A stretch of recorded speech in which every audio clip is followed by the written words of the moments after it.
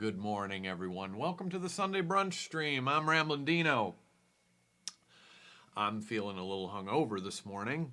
I did a private Zoom concert last night for some fine folks all around the country who I guess kind of got together because they were all passengers on the Outlaw Country Cruise, and they decided to form this little club to watch live music via live stream while the pandemic is going on, and so that's that. But started drinking during that, and then joined my Toronto crew and kept drinking after that for just kind of a private little Zoom happy hour. So I haven't even gotten to my Bloody Mary yet. I'm so disheveled that I'm still at the coffee stage of my morning.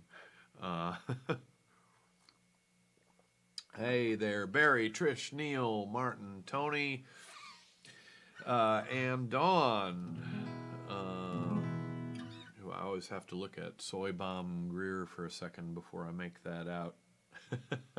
But all right, so.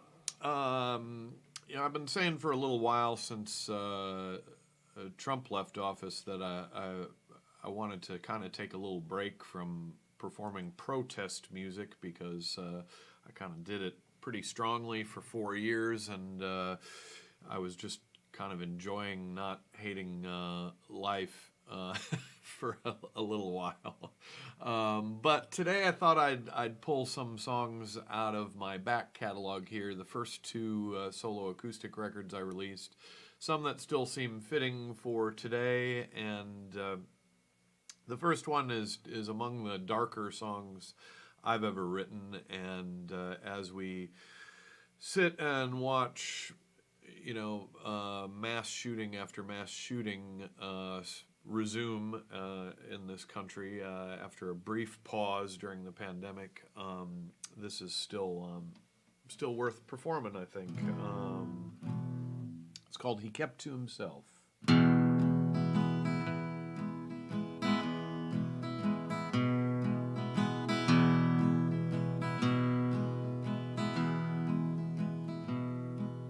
No one had an answer, no one had a clue. Someone so normal, the things he could do.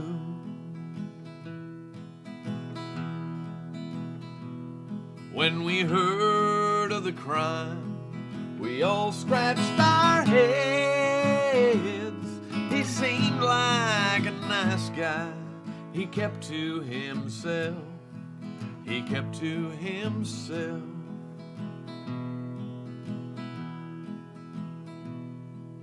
There's no explanation that passes the test.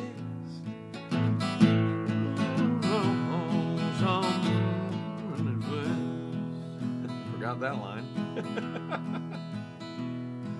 Put it down to religion, which box fits best. He seemed like a nice guy. He kept to himself. He kept to himself.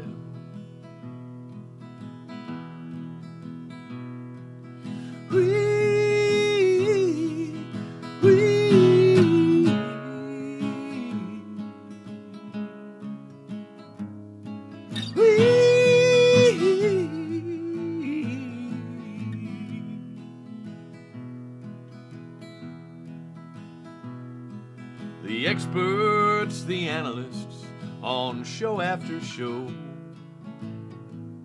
try to come up with answers that no one could know. Ignoring the worst thought, it makes perfect sense. He seemed like a nice guy. He kept to himself. He kept to himself. How's that for a chipper beginning to your Sunday morning here? Looks like we got Jay and Michael on board. Good to see you guys. All right. I don't generally do this one on my show because it's my a cappella number. But this still remains an issue for me, finding a hair care specialist that shares my political views, or at least just won't spout off about his horrible political views. All right, for some reason, I wrote this one in F sharp. It's a cappella. I could sing it in any key I want, but I always started in F sharp. Well, I am the racist barber, and I will cut your hair. I'll cut it for $5, a price that's more than fair. While you're seated in my chair, you might not like the things I say. I am the racist barber, and I'll be dead someday. I'll be dead someday.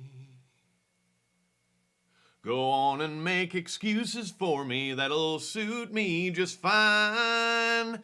Deep down he's a good guy, he's just from another time.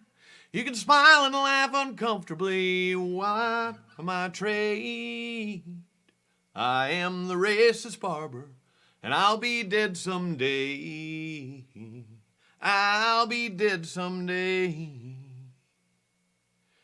If you have deep pockets, you can go to the salon or the retro hipster barber with the indie soundtrack on. But if you've only got $5, put your principles away.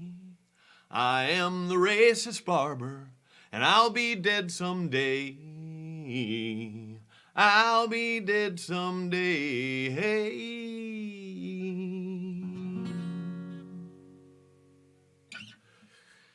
There you have it, the racist barber. Yeah, I think when this pandemic really finally comes to a close, maybe I'll just pony up the money to go have some wonderful gay man cut my hair rather than some horrible old white racist. Maybe I just need to accept the fact that you have to pay up to not have an ignorant, bigoted experience. But the guy down the block from me, I'm not kidding. It's $5 to get your hair cut, and he does a great job. If only he would just keep his mouth shut. Anyway, this next one isn't really a protest song, but it is on my first album. It is a song just kind of describing some experiences growing up in Muskego, Wisconsin, with a kid who was my best friend in middle school, and I'll give you my standard intro that I use when I play live shows in public for this song. That Danny called me up one day and he said, hey, I'm building a spaceship. Do you want to come over? And I, of course, said, yes, I do want to come over and build a spaceship with you. But at that young age, even then I recognized his family was all mocking him for this venture, and to me it seemed sad even at that age that this kid who was just trying to express a little creativity was mocked by his parents and his older brother and sister. So I use that as a framework to kind of give you a little portrait of kind of rural/suburban Muskego, Wisconsin. I played with the dates and some of the facts in this a little bit to make the song work better. It's really sort of about the 70s, although I mentioned the year 1982. I was long past hanging out with Danny by 1982. But anyway, Danny built a spaceship.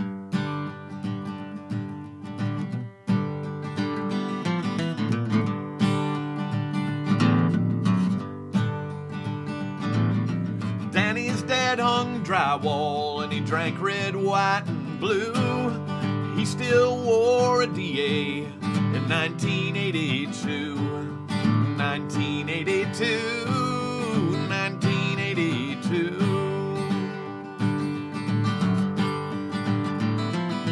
His mom read People magazine. Her hair was platinum blonde. Cookies in the oven. TV always on. TV always on. TV always on.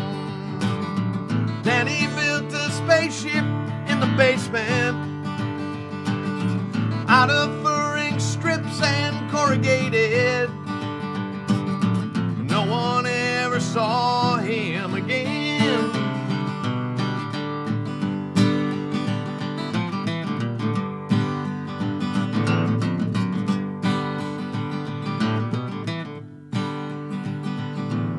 The only records that they owned, as far as I could tell, were Styx, The Grand Illusion, and Meatloaf, Bat Outta Hell. Meatloaf, Bat Outta Hell. Meatloaf, Bat Outta Hell.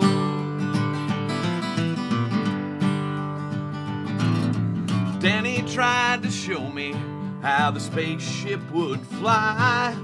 Pull this lever to slow down, pull that one and you'll die. This one and you'll die. This one and you'll die. Danny built a spaceship in the basement out of furring strips and corrugated. And no one ever saw him again.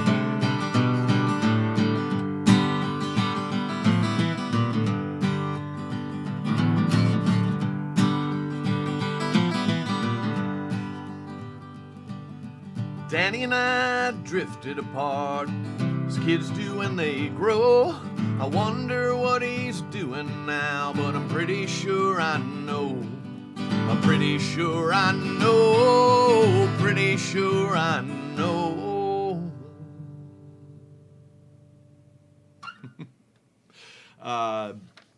Yeah, Danny built a spaceship, so you know, I'm kind of proud of the humor of the Styx and Meatloaf reference in there, but those weren't actually the two albums that I ever saw at Danny's house. Or literally, I only ever saw two records there. They're and the records were Bruce Springsteen, Darkness on the Edge of Town, which I didn't want to incorporate that into the song because that's actually a good record, so so it wouldn't be humorous. But the other record was a comedy record by a comedian who did sound effects, basically, like he imitated gunshots and things with his voice, and those were the only two records in Danny's household that I ever saw anyway. His brother probably had like a fucking Nazareth record in some corner of his bedroom or something. I don't know. Anyway, here's one off of the second album, soundtrack to the next IPO, and it's called Monetize, and it's kind of about our American system that seems to view things that every single aspect of life needs to be a profit center, and it goes a little something like this.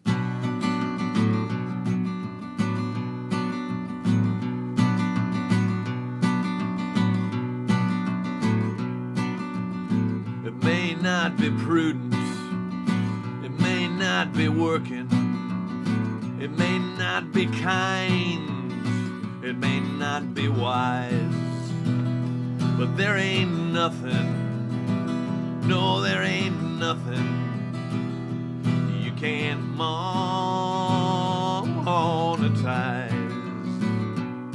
If there's a nickel to be made, even a nickel to be made,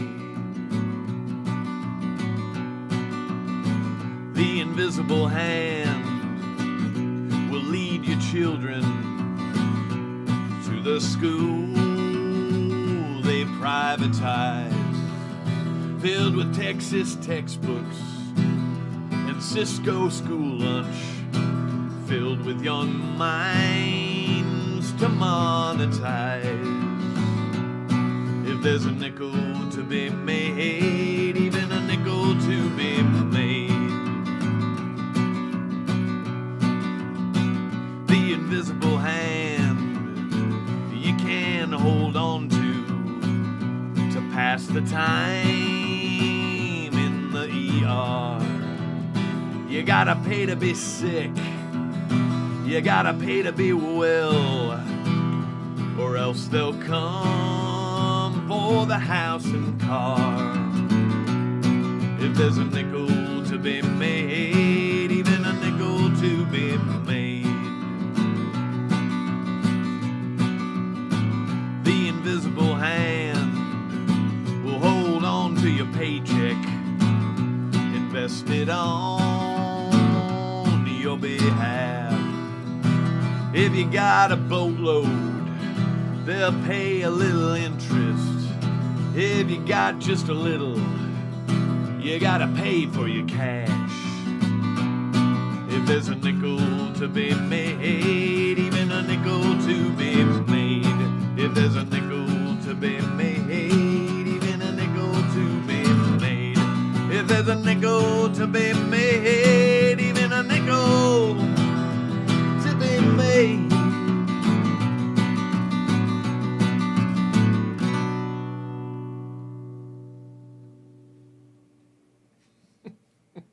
People might think I'm an unpleasant guy at parties.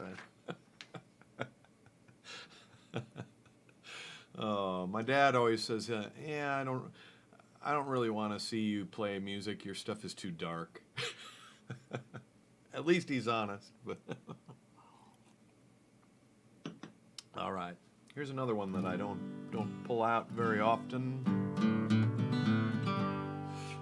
This is called "Will You Wait for Me," and it's just, I guess this is just kind of a portrait of some working class folks and looking wistfully at their life together in the bar and growing old. All right.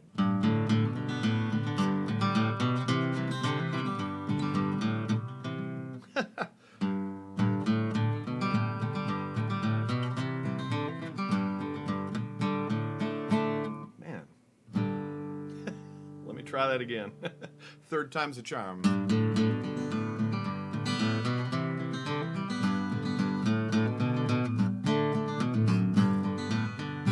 There we go. Will you wait for me in the front of the bar? I will clock out exactly at 9. Well, we won't get very far on the tips from my tip jar, but we can drink and we can laugh until we cry. It ain't right, it ain't right. The righteous cost more than the sin. Will you wait for me, waiting in a foamy sea? Will you wait for my schooner to come in?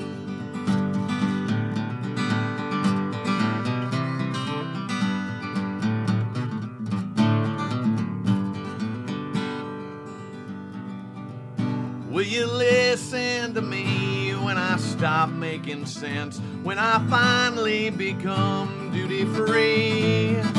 Will you watch me get old, put food in my bowl? An old dog who can't hear or see. It ain't right, it ain't right. The shame makes more sense than the pride. Will you wait for me till I finish my shift? Will you take me on one more night ride?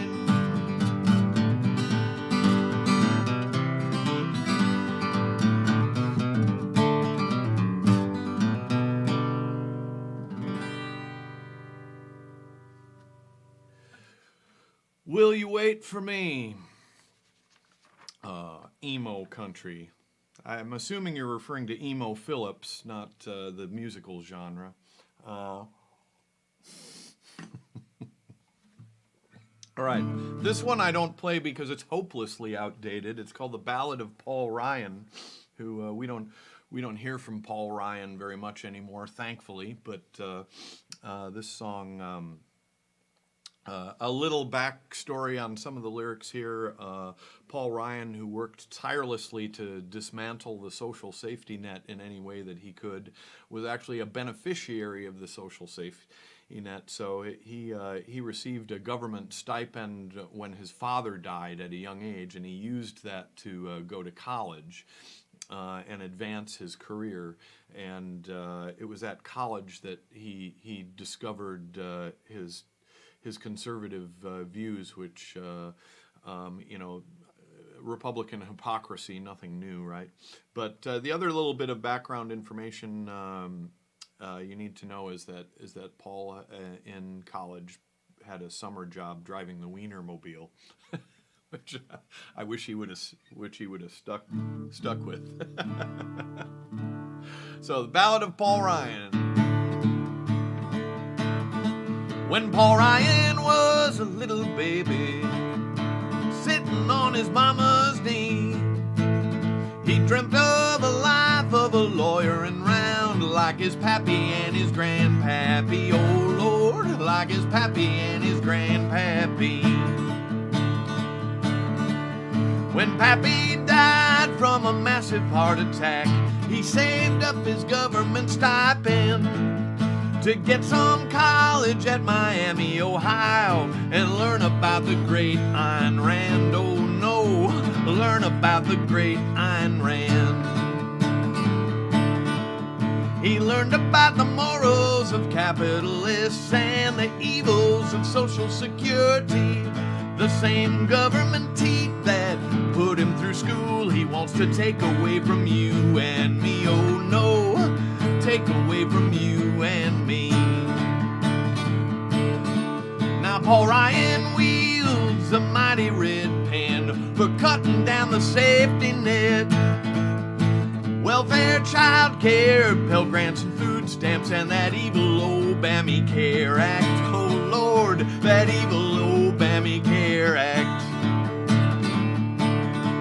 If this former hot dog salesman should ever lose a Senate chair, put him back behind the wheel of the Wienermobile. He'll do far less damage there. Oh no, far less damage there.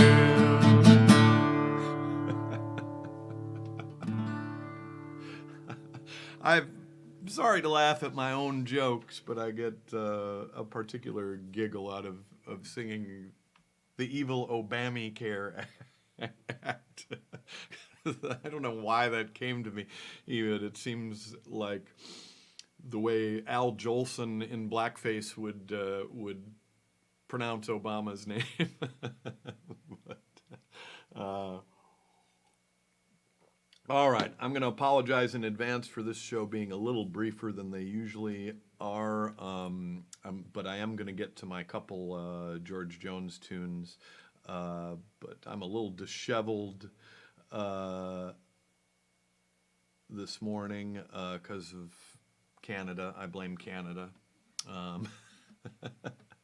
Every time I have a Zoom happy hour with my Canadian friends, I suffer for it the next day, but it's worth it. Let's see. Okay. So we're going to do two George Jones tunes today. I'm going to start out with a spiritual, and this is called The Cup of Loneliness. I say, Christian pilgrim, so redeemed from sin, hauled out of the darkness, a new life to begin. Were you ever in the valley where the way is dark and dim? Did you ever drink the cup of loneliness with him? Did you ever have them laugh and say it was a fake? that stand you so boldly for the Lord did take? Did they ever mock at you and laugh in ways quite grim? Did you ever drink the cup of loneliness with him?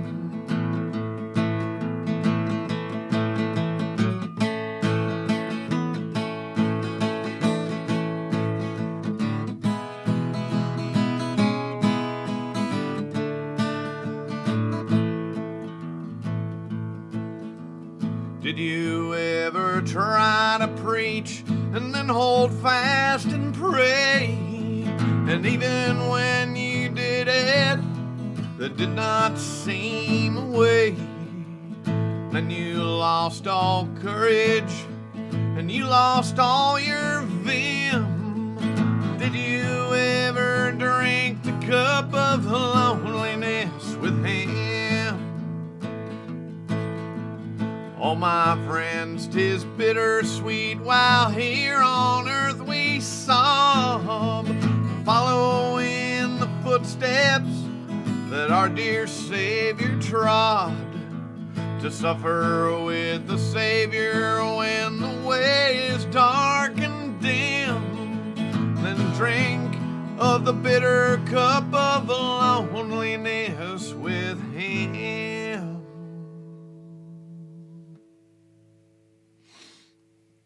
So, a couple observations about that song.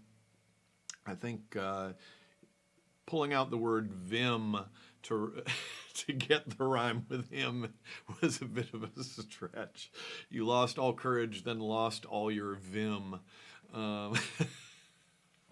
But that sounds like someone was sitting with a rhyming dictionary or something. But and last, you know, I'm a heathen and don't really claim to understand a lot of the aspects of religion, but it's such a dark, kind of thought that the whole song is based on, that to suffer with the Savior when the way is dark and dim, then drink of the bitter cup of loneliness with him. I don't know.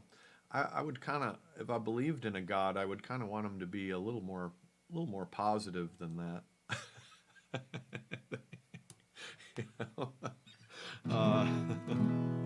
All right. This is definitely a more upbeat song to end the day on. This is a guy making a whole lot of promises to a gal he fancies, and this song was co-written by George and the great Roger Miller. And I suspect Roger Miller probably had more to do with it than George, but who knows? I suspect George probably just said, "Hey, for half of the publishing, I'll record this record for you, and it'll be a hit." Because this was pretty early in Roger's career, and George was already a star at this point. But this song was later covered by Alan Jackson, who I'm not a big fan of, but he was a real George Jones acolyte and recorded a lot of material that George had done early in his career. So kudos to Alan Jackson for bringing George to the attention of a modern audience in the 90s anyway. Tall, Tall Trees.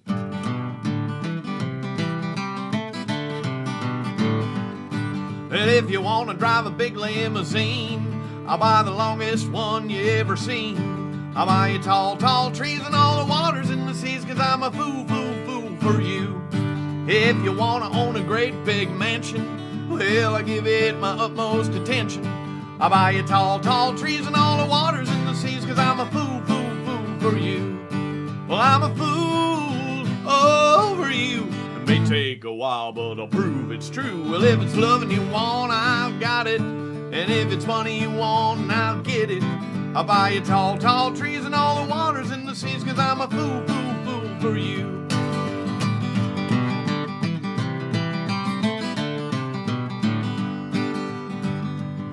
Well, if you want to take a trip across the ocean, I'll travel anywhere you take a notion. I buy you tall, tall trees and all the waters in the seas, 'cause I'm a fool, fool, fool for you. And if you want a great big mansion, well, I'll give it my utmost attention. I buy you tall, tall trees and all the waters in the seas, 'cause I'm a fool, fool, fool for you. Well, I'm a fool, oh, for you. It may take a while, but I'll prove it's true. Well, if it's loving you want, I got it. And if it's money you want, then I get it. I buy you tall, tall trees and all the waters in the seas, 'cause I'm a fool, fool, fool for you. Well, I'm a fool, fool, fool for you.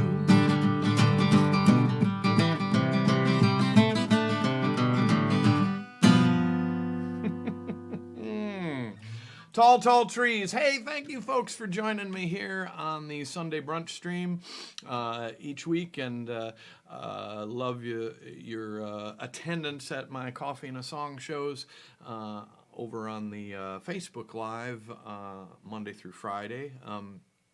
And as always, I am in great, great appreciation for all of your tips, subscriptions, donations, all that jazz. I'm going to play a few acoustic sets live in Milwaukee on Wednesday of this week, so that'll take up my early part of my week kind of preparing for those. It'll be my first time playing solo acoustic in front of people, actual people in the room in over a year. So that's exciting. Part of sort of a open mic-ish thing that involves a lot of other people, but I guess I get two 15-minute slots, and it does pay a tiny bit of money, so I'm excited about that. Anyway, if you're watching in the Milwaukee area, it's at a place called the Glass and Griddle down on 9th Street, and from 7 to 9, the music's from 7 to 9, so big open space, so it looks easy to distance and whatnot. So come on down there if you happen to be watching from somewhere in the Milwaukee area. Thanks again, everybody. Have yourself a great Sunday. As always, I love you all, and we'll see you here again soon. Bye-bye.